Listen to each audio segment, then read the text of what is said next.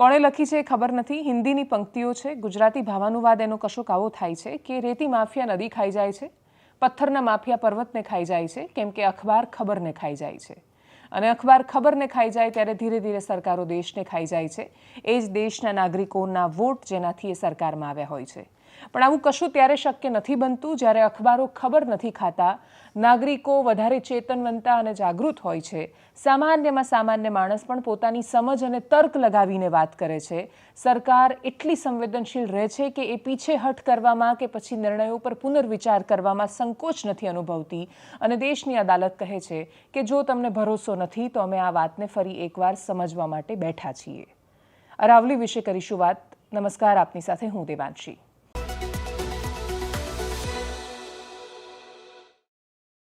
અરવલ્લી પર સુપ્રીમ કોર્ટે સુઓ મોટો લીધો અને સુઓ મોટો લીધા પછી વેકેશન બેન્ચ એની સુનાવણી કરવાના છે કરી અને જેમાં CJI શામેલ હતા, એની સાથે બીજા 2 ન્યાયાધીશ હતા. અને એમણે જે સુપ્રીમ કોર્ટે જ આપેલો જૂનો ફેસલો, જૂનો ચુકાદો છે એના પર રોક લગાવી. એ રોક લગાવ્યા પછી જે પોઈન્ટ સામે આવ્યા એમાં 21મી જાન્યુઆરીએ ફરી સુનાવણી છે અને એટલે જ એનો નિષ્કર્ષ શું નીકળે છે એના પર આખા દેશની નજર રહેવાની છે. પણ મહત્વની વાત છે અદાલતનું સુઓ મોટો લેવું. મહત્વની વાત છે કે અદાલતનું સ્વતઃ સંજ્ઞાન લઈને પોતાની જ કોર્ટે આપેલા જૂના ચુકાદા પર, જૂના ફેસલા પર રોક લગાવવી. મહત્વની વાત છે બધું જ યથાસ્થિતિ રાખવું, ત્યાં સુધી થઈ રહેલા ખનન પર રોક લગાવવી, 4 રાજ્યોને નોટિસ આપવી, નવી સમિતિ બનાવી અને સમિતિને કહેવું કે તમે વધારે સ્પષ્ટીકરણ સાથે વાત આપો. અને મૂળ વાત એક જ વાત કે જે વ્યાખ્યાને લઈને વિવાદ શરૂ થયો છે. અરવલ્લીની આપણે વ્યાખ્યા નક્કી કરી. સવાલ એ છે કે આપણે જ્યારે વ્યાખ્યાઓમાં કુદરતી સંરચનાઓને બાંધતા જઈશું એની પાછળનો ઉદ્દેશ્ય ભલે સરકાર ગમે તેટલું એ સમજાવવાનો પ્રયત્ન કરે કે અમારો ઉદ્દેશ્ય અણિશુદ્ધ હતો, પણ જ્યારે તમે સસ્ટેનેબલ માઇનિંગ માટેનો પ્લાન બનાવવા એક વિશાળ માણસથી તો કરોડો વર્ષ જૂની, ડાયનાસોર કરતાં જે જૂની છે, આપણું અસ્તિત્વ તો ક્યાંય હતું જ નહીં, આપણે તો હજી જેની સામે સાવ વામણા છીએ જેના અસ્તિત્વની સામે, એની વ્યાખ્યા સુનિશ્ચિત કરવા માટે તૈયાર થઈએ. અને એ પણ એવું કહીને કે અમે ઇલીગલ માઇનિંગ રોકવા માંગીએ છીએ. અને આપણે ઇલીગલ માઇનિંગ રોકવાનો રસ્તો શું શોધીએ તો કે ઇલીગલ માઇનિંગ રોકવાનો રસ્તો એને રોકવો, ખનન માફિયાઓ પર નિયંત્રણ લાવવું. ખનન માફિયાઓ એટલી હદે નિરંકુશ છે કે હરિયાણાના એક IPS અધિકારીને કચડી નાખે છે પોતાના ટ્રકની નીચે. તમે માફિયા પર, ખનન પર તમે રિપોર્ટિંગ કરો એટલે તમારા જીવને ખતરો આવી જાય, એટલી હદ સુધી એમની ગુંડાગર્દી છે. એ બધું સરકારી વ્યવસ્થાથી રોકવાની જગ્યાએ અમે રસ્તો કરી રહ્યા છીએ કે અમે લીગલ માઇનિંગ માટે માર્ગ મોકળો કરીશું. અને માઇનિંગને સંપૂર્ણપણે બંધ કરી નહીં શકાય, કોઈ પણ રેન્જમાં ક્યાંય પણ નહીં. પણ આપણે આ રીતે જો હિમાલયને એક દિવસ પછી આપણી શક્ય નથી, હવે કરવું જ પડશે અને ખોદવા જ પડશે હિમાલય કેમ કે એના પેટાળમાં આ છે, એમ કહીને આપણે જો હિમાલયની વ્યાખ્યા નક્કી કરીશું તો એના પછી આપણે એવું નક્કી કરીશું કે ગંગાની વ્યાખ્યા કરવી છે તો કે આટલી સાઇઝની, આટલી પહોળી, આટલી ઊંડાઈવાળી નથી તો એ ગંગા નથી. બાકીના વિસ્તારમાં આગળ નીકળે એના પછી એ ગંગા, પણ અહીંયા ગંગા નથી. એટલે આ બહુ જ મોટો પ્રાકૃતિક સંપદાનો સવાલ છે. અને એટલે જ આ પ્રશ્નની સામે જો પર્યાવરણવિદોએ ચિંતા વ્યક્ત કરી અને એમણે પોતાનો અવિશ્વાસ વ્યક્ત કર્યો તો એ અવિશ્વાસ સંભળાવવો જરૂરી હતો અને એ સંભળાયો. બહુ જ મહત્વની વાત સરકારની પણ એ છે કે સરકારે એક નિર્ણય લીધો, એના પછી એના પર સવાલો ઊભા થયા, પ્રશ્નો ઊભા થયા. તો સરકારે પ્રશ્નના જવાબ આપવાની જગ્યાએ મંત્રીએ સીધું આવીને એવું કહી દીધું કે આ તો કેટલાક યુટ્યુબર્સ ભ્રમ ફેલાવી રહ્યા છે. એમણે આ વાતને નેરેટિવનો મુદ્દો બનાવ્યો. એમણે આ વાતને આ તો આ બાજુવાળા કરી રહ્યા છે ને, આ તો આ બાજુવાળા ને, આ તો સરકાર હલાવી દેવાનું ને પાડી નાખવાનું ષડયંત્ર છે, એ રીતે એ વાતને મૂકવાનો પ્રયત્ન કર્યો. બહુ જ બધા ઇન્ફ્લુઅન્સર્સને, બહુ જ બધા લોકો પાસે એ પ્રકારનું કન્ટેન્ટ બનાવડાવ્યું કે જેથી તમે એને ફાયદા સમજાવો કે આમાં સારું શું છે તમે શોધીને બતાવો. બધું જ સારું હોય પણ એક મુદ્દો એવો હોય કે જે આખી વાત પર પ્રશ્ન કરી દેતો હોય, તો એક મુદ્દાનું નિરાકરણ આપવું જ્યાં સરકારનું દાયિત્વ બનતું હતું, ત્યાં સરકારે એક મુદ્દાને અવગણીને બાકીના ફાયદા છે એ તમે સમજો એમ કરીને આખા મુદ્દાને મૂકવાનો પ્રયત્ન કર્યો. એમાં પણ એ સફળ ન થયા. મુદ્દો રાજનીતિક બન્યો. રાજસ્થાનમાં તો જેન્ઝી જેવા શબ્દોનો આની અંદર પ્રવેશ થયો અને જે બહુ સારી નિશાની નહોતી.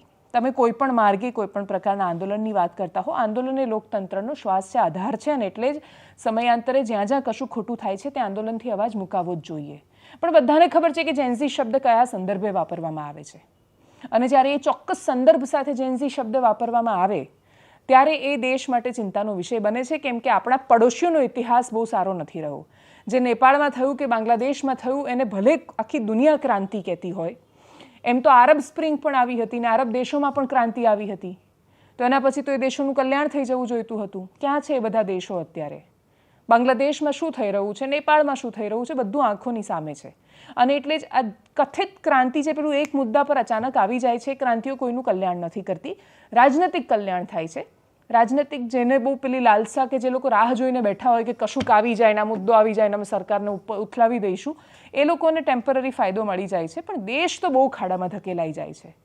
અને એટલે દેશને ખાડામાં જતા રોકવાનો એકમાત્ર રસ્તો એ હતો કે જો સરકાર સાચી છે આ મુદ્દા પર, સમિતિની પાસે ચોક્કસ આંકડા છે કે જે એ વાતનું સમર્થન આપી રહ્યા છે કે તમે અરવલ્લી ગિરિમાળાને નુકસાન નથી કરી રહ્યા. બીજું, આપણે ગિરિમાળા શબ્દ વાપરીએ છીએ એટલે એક અહીંયા પર્વત, એક બીજો પર્વત, પણ આ વચ્ચેનું છે અને આપણે રેન્જ નહીં ગણીએ કેમ કે 500 મીટર ને 700 મીટર પર છે, અથવા 500 મીટરની રેન્જ ગણી આ તો 520 કિલોમીટર થઈ જાય છે. એટલે અહીંયા તો હવે આ આખો રેન્જ નહીં, અહીંયા તમે કરી શકશો ખનન. તો એ બધા જે પ્રશ્નો ઊભા થયા એનો માત્ર શાબ્દિક રીતે આપેલો જવાબ નહીં. જયરામ રમેશ કોંગ્રેસના નેતા, એમણે જે ટ્વીટ કરી એમાં એમણે એવું કહ્યું કે FSI એટલે ફોરેસ્ટ સર્વે ઓફ ઇન્ડિયા, કેમિકાસ ક્યુરી કોઈ સહમત નહોતું આની સાથે. અને એટલે જ એવું કહેવાય છે કે ઇન્ડિયન એક્સપ્રેસે જ્યારે આ ચુકાદો આવ્યો, ચુકાદો આવવાના એક અઠવાડિયા પહેલાં FSIનો એ ડેટા રિલીઝ કર્યો કે જે એમને એમના સોર્સ તરફથી મળ્યો હતો. ને FSIનો ડેટા કયો સોર્સ આપે? એ FSIના અધિકારીઓ જ આપી શકે. અને એટલે જ કેટલાક અધિકારીઓ એવા હતા કે જે સહમત નહોતા જે થઈ રહ્યું હતું એની સાથે, પણ એ બોલી નહોતા શકતા ખુલીને, એ કહી નહોતા શકતા. અને એટલે એમણે અખબારનો ઉપયોગ કર્યો અને અખબાર ખબર ન ખાઈ ગયું. એમણે એ ડેટા પબ્લિશ કર્યો. એ સિવાયના પણ અખબારોએ એ વિષય પર વાત કરી. અને એના પછી એ સવાલ ઊભો થયો કે આ ડેટા તો એવું કહી રહ્યો છે કે આનાથી 90% પર્વતો છે અને જે વિસ્તાર છે એ ખતરામાં આવી જવાનો છે. સરકારે કહ્યું કે અમે 98% સુરક્ષિત કરી રહ્યા છીએ, માત્ર 2% જ આ વ્યાખ્યામાં નથી. અને એટલે જ આ કન્ફ્યુઝનની વચ્ચે હવે સુપ્રીમ કોર્ટે હસ્તક્ષેપ કર્યો છે અને આ હસ્તક્ષેપ બહુ જરૂરી હતો. આજનો દિવસ સુપ્રીમ કોર્ટ માટે બહુ જ મહત્વનો બનવાનો છે કેમ કે નવું અઠવાડિયું અને આ વર્ષનું છેલ્લું અઠવાડિયું શરૂ થતાની સાથે જ સુપ્રીમ કોર્ટે પોતાના 2 નિર્ણયો પલટ્યા. એક સુપ્રીમ કોર્ટે પોતાનો જ એટલે વડી અદાલતનો, સર્વોચ્ચ અદાલતનો જે નિર્ણય હતો, સુપ્રીમ કોર્ટનો નિર્ણય અરાવલી બાબતે એના પર રોક લગાવી, અને બીજો હાઈકોર્ટનો કુલદીપ સેંગર માટે નિર્ણય હતો એના પર પણ રોક લગાવી અને જામીન અરજી રદ કરી, જામીન રદ કર્યા કુલદીપ સેંગરના. હાઈકોર્ટમાંથી જામીન મળે છે, પીડિતા ધરણા કરે છે અને એક વ્યક્તિ જે ખૂબ શક્તિશાળી છે એની સામે જ્યારે કોઈ કાર્યવાહી નથી થતી ત્યારે એનાથી પીડાદાયક શું હોઈ શકે? સર્વોચ્ચ અદાલતે આ વાતને પણ નોંધી. અને સૌથી મહત્વની વાત એ હતી કે CBIએ પણ એ જામીન અરજીની ના પાડી હતી. એટલે CBI પોતે એના વિરુદ્ધમાં હતી, પણ છતાંય ખબર નહીં કેવી રીતે અને છતાંય બધાને ખબર છે કે અદાલતો ક્યારે કોની કેવી રીતે ફેવર કરી નાખે છે. અને એટલે જ ખબર નહીં કેવી રીતે પણ કુલદીપ સેંગરને જામીન મળી ગયા હતા એ કેસમાં કે જે શક્ય નહોતા લાગતા. સુપ્રીમ કોર્ટે એના પર પણ રોક લગાવી. આ વિષય પર રાજનૈતિક પ્રતિક્રિયાઓ આવી છે. અરવલ્લીના વિષય પર રાજસ્થાનના પૂર્વ CM અશોક ગેહલોત પણ બોલ્યા છે. જે વિપક્ષમાં હોય છે હંમેશા પર્યાવરણ બચાવવાની વાતો કરે છે, સત્તામાં આવે એટલે બધું એ વેચી કાઢવા તૈયાર હોય છે. એટલે કોને ક્યાં કેટલો લાભ મળે, એટલે દેશના નાગરિકોએ સમજવું પડશે કે ભારતીય જનતા પાર્ટી કે કોંગ્રેસ નેરેટિવ ફેલાવવાનું કામ કરે તો એમનું કામ છે, એ તો એ કરશે જ. એ રાજનૈતિક પક્ષ છે. એમણે કોઈ જેવી શપથ નથી લીધી. એટલે સત્તામાં બેઠેલા માણસોએ આમ તો શપથ લીધી છે દેશની સુરક્ષાની, પણ છતાંય એક રીતે શપથ નથી લીધી. અને એટલે જ દેશને બચાવવાનું કામ સૌથી મોટી જવાબદારી નાગરિકો પર છે. અને જો અરવલ્લી ખતમ થઈ જતું તો આપણી આવનારી પેઢીઓ આપણને સવાલ કરતી કે તમારી સામે જ્યારે આ સ્થિતિ આવી ત્યારે તમે શું કરી રહ્યા હતા? અને ત્યારે આપણે એ જવાબ તો બિલકુલ ન આપી શકતા કે મારા પરદાદાઓ નહોતા બોલ્યા, કે મારા દાદા કે મારા પિતાશ્રી નહોતા બોલ્યા કોંગ્રેસના સમયમાં જ્યારે બધું બરબાદ થઈ રહ્યું હતું, એટલે હું ભાજપના સમયમાં પણ ન બોલી કેમ કે કોંગ્રેસવાળા કરતા હતા ત્યારે તમે ક્યાં ગયા હતા? એવું સવાલ પૂછવાવાળા લોકો હતા. અને પ્રશ્નોથી અમે એટલું બધું ડરી ગયા કે અમે અમારી આંખો સામે થયેલું ખોટું પણ ચાલવા દીધું. અને એટલે જ નાગરિકોની ચેતનાનો અને લોકતંત્રનો આ જવાબ છે. સુપ્રીમ કોર્ટ જે પણ નિર્ણય આપશે એના પર નજર રહેવાની છે. એટલીસ્ટ એકવાર એમણે આ વિચારના હેઠળ લીધું છે, એ મહત્વની વાત છે અને એ પહેલી જીત છે. आवेली राजनीतिक प्रतिक्रियाओं ने सांभळिए। सुप्रीम कोर्ट के फैसले का स्वागत करते हैं क्योंकि जिस रूप में ये आंदोलन शुरू हो गया, युवाओं ने, छात्रों ने, आम जनता ने, एक्टिविस्ट ने कोई पीछे नहीं रहे। तो सरकार को भी समझ में आ जाना चाहिए कि जनता क्या चाहती है। ये जनरेशन का सवाल है, आने वाली पीढ़ियों का सवाल है। अरावली नहीं रहेगी तो क्या होगा इस देश के अंदर? आज गैस चैम्बर बना हुआ है, दिल्ली अगर अलार्म नहीं रहेगी तो कितने क्या होगा देश में, कहाँ का गैस चैम्बर बनेंगे, कोई कल्पना कर सकता है क्या? बड़े बड़े एक्सपर्ट की रात सामने आती है, लगातार आ रही है इन दिनों के अंदर। तब समझ आना चाहिए सरकार को कि अरावली का कितना बड़ा महत्व है। વાત કરીએ ગુજરાતની રાજનીતિની. ગુજરાતમાં ભારતીય જનતા પાર્ટીએ મોડી રાત્રે નવા સંગઠનની જાહેરાત કરી અને નવા સંગઠનમાં બહુ સ્પષ્ટ હતું કે સી.આર. પાટીલ જ્યારે પ્રદેશ અધ્યક્ષ બન્યા ત્યારે જે લોકો ખાસી બધી દ્રષ્ટિથી એટલે મીડિયાના દ્રષ્ટિકોણથી કે બાકીની જવાબદારીઓમાં એક ચોક્કસ સ્થાન પર બેઠેલા હતા, અચાનક જ એ લોકો ગાયબ થઈ ગયા. પણ એ લોકો ગાયબ થઈ ગયા એનો મતલબ એવો નહોતો કે એમણે ભારતીય જનતા પાર્ટી છોડી દીધી. એમને કોઈ જવાબદારીઓ ન મળી એનો મતલબ એ નહોતો કે વિચારધારાની સામે કામ કરવા માંડ્યા. એમને જવાબદારીઓ ન મળી, એમને સ્થાન ન મળ્યું, એમને સત્તા ન મળી, એ ચમકદમકમાં ન રહ્યા તો એનો મતલબ એ નહોતો કે કોંગ્રેસને મદદ કરવા માંડ્યા અથવા એ ભાજપની સામે બોલવા માંડ્યા. હા, ખાનગી રાહે ઘણીવાર એ આલોચના કરતા દેખાય મિત્રોની વચ્ચે, પણ એ અલ્ટિમેટલી આલોચના પાર્ટીની એક કાર્યપ્રણાલીની ખૂબ દબાતા સ્વરમાં આવેલી અને એ પણ માત્ર અંગત વર્તુળો પૂરતી સીમિત રહેતી. કોઈએ પાર્ટીની સામે બગાવત નહોતી કરી કેમ કે બધાને ભરોસો હતો કે આજે નહીં તો કાલે એમનો વારો ફરીથી આવશે. અને એટલે જ ફરી એકવાર એ જૂના નેતાઓનો વારો આવ્યો, નવા નેતાઓનો પણ વારો આવ્યો. અનેક નવા ચહેરાઓ છે કે જેમને અલગ અલગ મોરચામાં ઇન્ટ્રોડ્યુસ કરવામાં આવ્યા અને ભારતીય જનતા પાર્ટી ફરી એકવાર જગદીશ વિશ્વકર્માની નવી ટીમ સાથે પોતાના કામની શરૂઆત કરી દીધી. બધાનું સ્વાગત કર્યું, મુખ્યમંત્રીએ એમને આવકાર્યા અને પછી એકદમ તંદુરસ્ત રીતે જે ભારતીય જનતા પાર્ટીની પ્રણાલી છે એ રીતે નવી ટીમ કામે લાગી. નવી ટીમ કામે લાગી તો જૂની ટીમે એનો બહિષ્કાર ન કર્યો. જૂની ટીમે એવું પણ ન કહ્યું કે ભાઈ 4-4 વર્ષથી અમે બેઠા હતા, અમને કેમ ન પૂછ્યું. કોઈએ એવું ન કહ્યું કે સી.આર. પાટીલના સમયમાં તો અમે આટલી બધી સત્તા ભોગવતા હતા, અમને તો અમે ક્યાંય ન રાખ્યા અને સાવ દૂર કરી દીધા. કશું જ નહીં, કોઈ જ અવાજ નહીં, ઉહાપોહ નહીં, કશું જ નહીં. બહુ જ સરળતાથી સત્તાનું હસ્તાંતરણ થયું. બીજું દ્રશ્ય આવ્યું કોંગ્રેસથી, પાટણમાંથી. કોંગ્રેસની જન આક્રોશ રેલી અને યાત્રા ચાલી રહી છે. આપણે તો એક કહેવાય છે એવું એમ કે અમુક માણસો એવું હોય કે આગળ કામ કરતા જાય ને પાછળ અવેરવાનું રાખવું પડે કેમ કે આગળ કામ કરતા જાય ને પાછળ બધું ખતમ થતું જતું હોય. એ જ રીતે પાટણમાં કોંગ્રેસની સ્થિતિ દેખાઈ. કોંગ્રેસની જન આક્રોશ રેલી યાત્રા છોટાઉદેપુર પહોંચી અને ત્યાંથી બહુ રસપ્રદ તસવીરો સામે આવી કે અમિત ચાવડા છોટાઉદેપુરમાં સાવ ખાડે ગયેલી જે ખાલી કાગળ પર છે એવી નલ સે જલ યોજનાની હકીકત બતાવતા હતા. અમુક ફળિયાઓમાં જઈને તો અમુક જગ્યાએ દારૂબંધીના ધજાગરા ઉડી રહ્યા હતા એ પણ દર્શાવતા હતા. આ પ્રકારની તસવીરો થોડા સમય પહેલા પાટણમાંથી પણ સામે આવી હતી, પણ પાટણમાં આજે બિલકુલ ઉલટું ચિત્ર દેખાયું કેમ કે કોંગ્રેસના જ કાર્યકર્તાઓએ કોંગ્રેસના જ કાર્યાલયની તાળાબંધી કરી. અને કારણ શું હતું તો કે અનુસૂચિત જાતિના પ્રમુખને એનું જ્યારે પુનરાવર્તન ન કરાવ્યું, એમને રિપીટ ન કરાયા, નામ એમનું હસમુખ સક્સેના, તો બધાએ જઈને વિરોધ કર્યો અને એમણે કહ્યું કે જિગ્નેશ મેવાણી અને હિતેન્દ્ર પીઠડિયા એ આખા ગુજરાતના અનુસૂચિત જાતિ પર પોતાનું નિયંત્રણ ઈચ્છે છે અને એટલે જે પોતાની મનમરજી પ્રમાણે વર્તન કરી રહ્યા છે. પાટણના ધારાસભ્યની આની અંદર મૂક સંમતિ દેખાઈ. એમણે પણ કહ્યું કે પાટણના ધારાસભ્યની ભલામણ હતી, લોકોની ભલામણ હતી ને છતાંય એમનું ન સાંભળવામાં આવ્યું અને પોતાની મનમરજી પ્રમાણે નિમણૂકોની જાહેરાત કરી દેવામાં આવી. કોંગ્રેસના નેતાઓ પોતાના બચાવ માટે હંમેશા એવું કહેતા હોય છે કે આ અમારું લોકતંત્ર છે. તમે આવું કહીને બચી શકો, પણ તમે જેની સામે સ્પર્ધા કરી રહ્યા છો તમે એને ન અંડર એસ્ટિમેટ કરી શકો. અને એટલે જ 30 વર્ષથી સત્તામાં ન રહેલી કોંગ્રેસ પોતે સત્તામાં કેમ નથી એનો જવાબ એ કહેશે મીડિયા અમને નથી બતાવતું, એક ત્રીજો પક્ષ આવ્યો છે જે અમારા વોટ ખાઈ જાય છે, લોકો આવા થઈ ગયા છે, અમારી પાસે પૈસા નથી, અમારી પાસે આ નથી. 50 કારણો કોંગ્રેસ આપી શકશે. એક કારણ પણ એ પોતાની અંદર ઝાંખીને આ પ્રકારના દ્રશ્યો જોઈને નહીં આપી શકે. 30 વર્ષથી એકનું એક પેપર, એકનું એક સિલેબસ, એકની એક પેટર્ન બધું જ તમારી સામે છે અને તોય તમે એવું કહેતા હોવ કે અમે એટલે નથી જીતી રહ્યા કેમ કે વોટ ચોરી થાય છે, અમે એટલે નથી જીતતા કેમ કે ઈવીએમ હેક થઈ જાય છે, અમે એટલે નથી જીતતા કેમ કે મીડિયા વેચાયેલું છે. તો કોંગ્રેસના નેતાઓએ એક વાત તો પોતાની અંદર ઝાંખીને જોવાનો પ્રયત્ન કરવો જોઈએ કે તમારી અંદરનો જે કંકાસ છે એને તો પહેલાં કોંગ્રેસમાં કકળાટ એ તો બહુ ક્લિયર થંબનેલ છે, એટલે વારંવાર લખાતું વાક્ય છે. મીડિયામાં સરસ પેલું કેચી લાઈન લખવાની હોય એટલે 2 શબ્દો હોય ભાજપમાં ભાંજગઢ ને કોંગ્રેસમાં કકળાટ. ભાજપમાં ભાંજગઢ લખવાની બહુ મોટા ભાગે જરૂર પડતી નથી. કોંગ્રેસમાં કકળાટ એ દર બીજા દિવસે લખાઈને આવતું વાક્ય છે અને એનો જવાબ કોંગ્રેસ જાતે આપી શકે. બહુ જ બધી કાળી ચૌદસો આવીને ગઈ, કોંગ્રેસનો કકળાટ નથી કાઢી શકી. પાટણમાંથી આવેલા દ્રશ્યો પર કરીએ નજર.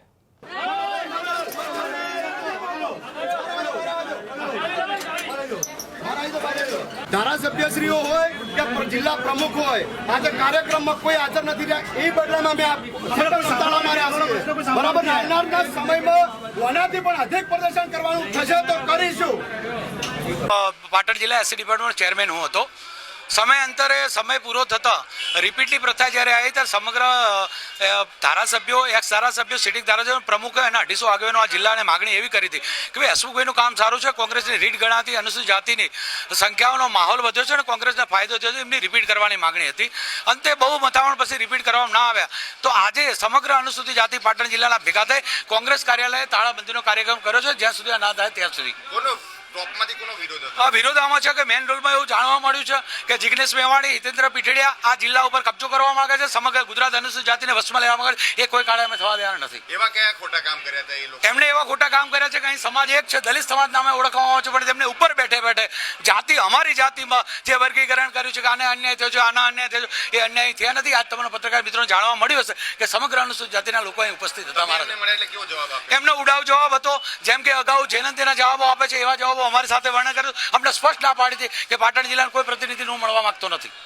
અનુસૂચિત જાતિની જે મોરચાનો છે તેની માંગણી શું છે? અમારી મોરચાની માંગણી એવી છે કે મને રિપીટ કરવાની, હું નથી કહેતો, અમારો મોરચો કહે છે અને જિલ્લા પ્રમુખો કહે છે, ચાલુ ધારાસભ્યો કહે છે. બિલકુલ લેવામાં આવી નથી અને મરજી મુજબ એમને કામ કરાય છે. આ રાજીનામાના આવનાર દિવસો 7 તારીખે અમિતભાઈએ ટાઈમ આપેલો છે. જો અનુસંધાન નહીં થાય તો પૂરા પાટણ જિલ્લામાંથી ત્યાં પ્રદેશમાં જઈને 1000 થી 2000 દલિત આગેવાનો રાજીનામા પડશે. અને છેલ્લે વાત લગ્નોની નહીં, આંતરજ્ઞાતીય લગ્નોની નહીં, લવ મેરેજીસની પણ નહીં, પણ લગ્નોમાં અપાતા સોનાની. એટલે કોઈ પણ ગરીબમાં ગરીબ બાપ હોય પણ એવું ઈચ્છે કે તોલો સોનું તો આપે પોતાની દીકરીને, કશું નહીં તો એક મંગળસૂત્ર તો લગ્નમાં લેવાનો રિવાજ હોય જ. એટલે છોકરીને મળતું મંગળસૂત્ર હવે એ પણ કદાચ 24 કેરેટ કે 22 કેરેટ સોનાનું નહીં હોય એવી સંભાવનાઓ એટલે છે, કેમ કે સોનાનો ભાવ તો પાર પહોંચ્યો, પણ ચાંદીનો ભાવ આજે સવારે જ્યારે માર્કેટ ખુલ્યું ત્યારે 14,500ની આજુબાજુ વધીને 2,54,400ની આસપાસ પહોંચ્યો. ચાંદી 2,54,174 પર પહોંચ્યું જ્યારે MCX પર, ત્યારે ઓલ ટાઈમ હાઈ હતું, જબરદસ્ત હતું. અને એટલે જ આ ભાવ જોઈને પછી માર્કેટમાં શરૂ થયું પ્રોફિટ બુકિંગ. અને પ્રોફિટ બુકિંગ શરૂ થતાની સાથે જ્યારે માર્કેટ સાંજે બંધ થયું ત્યારે 21,500 ભાવ ગગડીને ચાંદીનો ભાવ ફરી એકવાર નિયંત્રિત થઈ ગયો, 2,32,663 પર આવી ગયો. ગઈકાલ કરતાં ઓછો ભાવ ચાંદીનો, એની પહેલાંના સેશન કરતાં ઓછો ભાવ શુક્રવાર કરતાં. અને એટલે જ્યારે આ સ્થિતિનું નિર્માણ થાય ત્યારે સમજવાનું કે હવે મેટલમાં માર્કેટના બહુ બધા ફેક્ટર છે કે જે આમાં રમી રહ્યા છે, પણ ટૂંકમાં માર્કેટ હવે મેટલમાં રમવા માંડ્યું છે.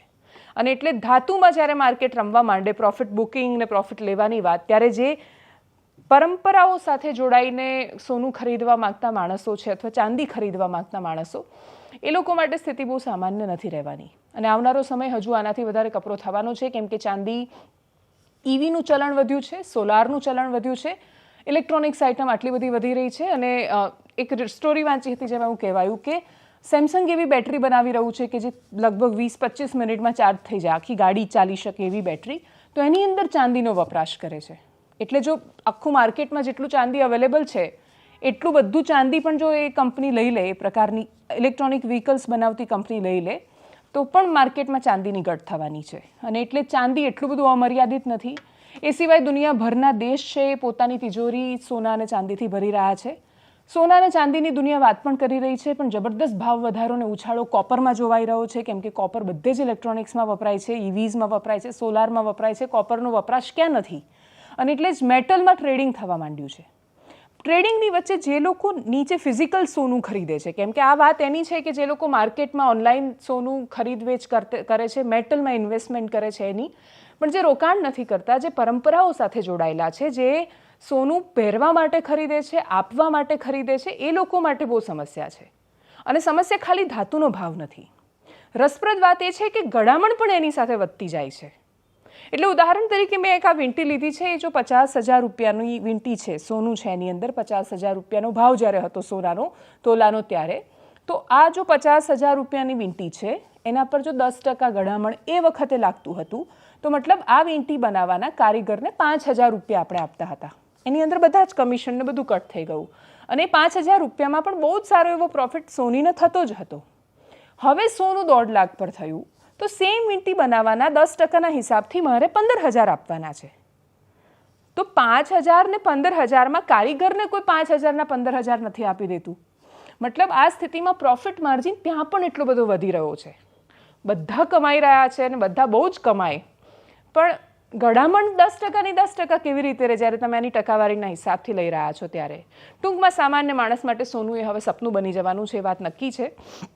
આ વિષયના બહુ જ બધા કારણો અને તારણો છે, પણ એ કારણો કે તારણોમાં ન પડતા એટલી વાત માટે તૈયાર રહેવાનું છે કે આવનારા વર્ષોમાં જેમ માર્કેટમાં શેર્સ અને ચોક્કસ સ્ક્રિપ્ટની સાથે બહુ જ મોટા માર્કેટના તત્વો હતા કે જે ગેમ રમતા હતા, કદાચ આવનારા સમયમાં મેટલમાં પણ એ ગેમ શરૂ થઈ જાય અને પછી દુનિયાભરના ખેલાડીઓ એમાં હોય, તો મિડલ ક્લાસની ચિંતા દુનિયામાં કોઈને નથી, એ હકીકત છે. એનાલિસિસમાં અત્યારે બસ આટલું જ. જો આપ અમને યુટ્યુબ પર જોઈ રહ્યા છો તો સબસ્ક્રાઇબ કરો, ફેસબુક પર જોઈ રહ્યા છો તો ફોલો કરો, વિડીયોને શેર કરો. નમસ્કાર.